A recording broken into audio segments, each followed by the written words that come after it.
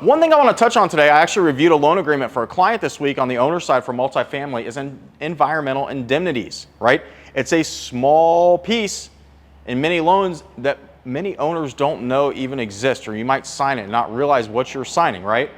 And what it is, it's environmental pollution coverage.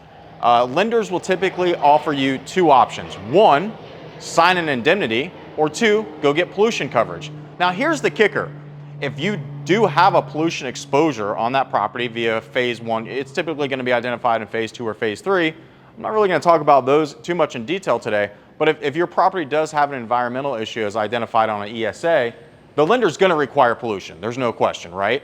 But if you don't have an issue, they'll probably let you sign an indemnity. Now here's the thing. If you don't have an issue, you could get insurance very, very cheap, right? It doesn't cost a lot of money. You can get it for your entire portfolio, and it can provide also bodily injury coverage in addition to some property damage. So here's what I really want to focus on today and stress over and over and over and over and over again is if you're a multifamily owner, commercial real estate, you've created an SPE, special purpose entity for that location, right?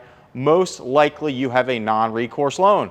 For people that don't know what non-recourse means, it means worst case, the deal doesn't work out, you give the property back to the bank, there's no personal recourse to you or at the sponsor parent level.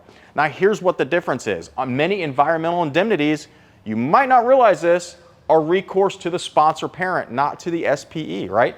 So anyone in commercial real estate hates the word recourse, right? I'm gonna draw you some arrows. We're gonna make this as bold as absolutely possible. It's the big bad R word, right? So many environmental indemnities have possible recourse to the sponsor level, right? But that doesn't have to be. You could get a pollution policy, you could transfer this risk and not have any type of recourse or exposure to your company, and it could be totally avoidable, right? So one of the things I always stress to my client, and again, I'm gonna say this ad nauseum, we do not sell insurance, right? We are consultants. My job to identify the exposure and see if there's a mechanism to where you can minimize your risk, and then it's your choice whether you wanna look at that transfer mechanism. So you could probably get, if your property doesn't have a pollution issue, you could probably get a policy very, very cheap to where you don't even ever have the risk of recourse or something happening, right? Maybe something was missed in a site assessment. If you do have a pollution exposure, they're going to require it, and we help structure large pollution policies. So feel free to reach out to spartanriskmanagement.com.